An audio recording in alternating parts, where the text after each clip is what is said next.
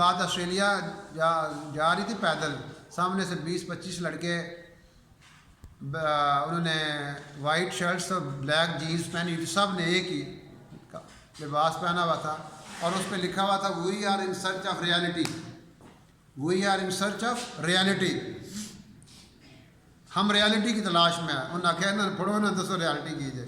ان سے بات ہوئی، سارے کے سارے وہاں پہ مسلمان ہو گئے۔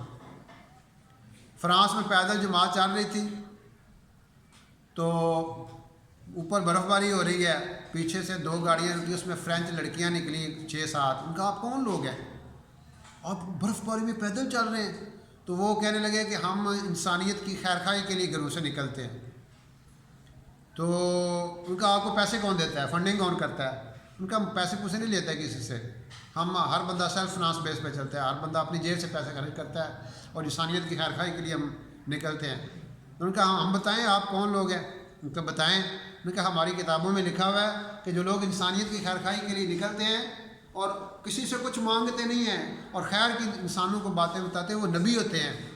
تو ان کا نہیں ہم نبی نہیں، ہم آخر الزمان نبی علیہ الصلوۃ والسلام حضرت محمد مصطفیٰ صلی اللہ علیہ وسلم کی امتی ہیں۔